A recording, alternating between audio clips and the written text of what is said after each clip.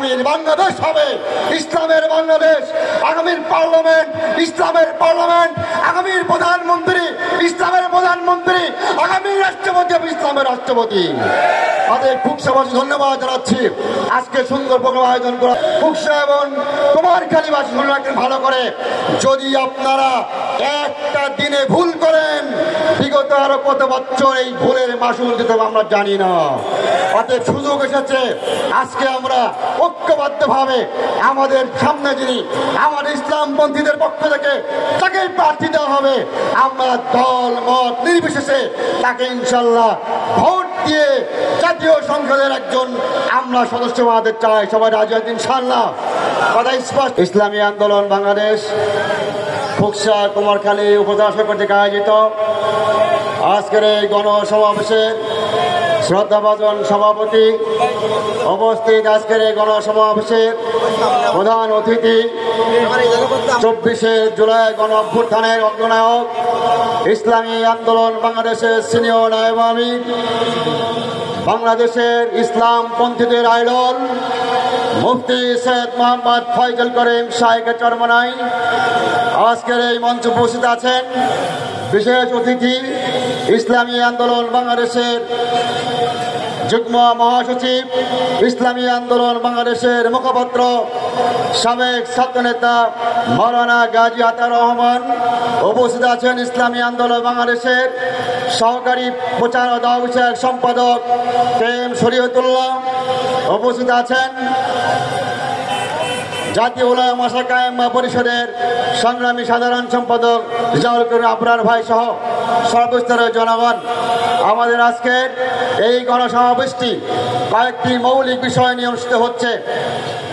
প্রয়োজনীয় রাষ্ট্রীয় সংস্কার, গণহত্যার বিচার, পিয়ার পদ্ধতিতে নির্বাচন এবং ইসলাম ও দেশবিরোধী সকল ষড়যন্ত্রের প্রতিবাদে এবং ইসলামী হুকুম প্রতিষ্ঠার দাবিতে সময় ভাই ও বন্ধুগণ, আমরা বিগত স্বাধীনতার পর থেকে দেশে যারা রাজনীতির ক্ষমতা এসেছেন, দেশ পরিচালনার দায়িত্ব এসেছেন, কেউই দেশের জনগণের পক্ষে কাজ করেন নাই বা জনগণকে যেইভাবে জনগণের অধিকার দেওয়ার কথা ছিল সেই জনগণের অধিকারটা পুরোপুরি দেন নাই।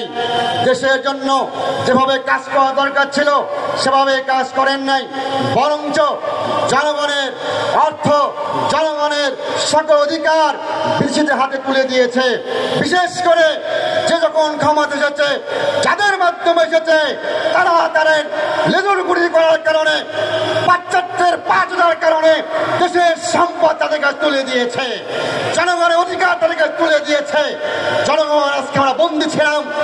স্বাধীনতার পর থেকে বাংলার জনগণ স্বাধীনভাবে চলতে পারে নাই, কথা বলতে পারে নাই, মৌলিক অধিকার পায় নাই। আজকে অভ্যুত্থানের পরে বাংলাদেশের যে পরিবর্তন এসেছে, মৌলিক অধিকার পরিবর্তন এসেছে, জনগণ আশা আকাঙ্ক্ষা দেখছে। আমরা আশা করছি বর্তমান তত্ত্বাবধায়ক সরকার তারা চাচ্ছে জনগণের মৌলিক অধিকার নির্বাচনের মাধ্যমে, সুষ্ঠু ভোটের মাধ্যমে একটি জাতীয় সরকার উপহার দিতে। আমাদের দাবি হচ্ছে জাতীয় সরকারের মাধ্যমে এদেশের জনগণের মৌলিক অধিকার তাদের বুঝিয়ে দেওয়া।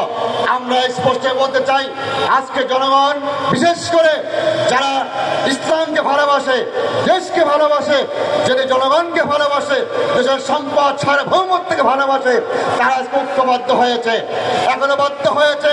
তারা ঐক্যবদ্ধভাবে এদেশের ইসলামপন্থীদেরকে ক্ষমতায় দেখতে চায়। ইসলামপন্থীর মানুষগুলি যারা ইসলামকে ভালোবাসে তারা ঐক্যবদ্ধ হওয়া শুরু করেছে।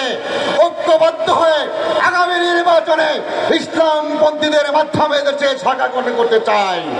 আমরা স্পষ্ট বলতে চাই, যেই সুযোগ এসেছে, যারা আমাদের কথাগুলি শুনছেন, বিশেষ করে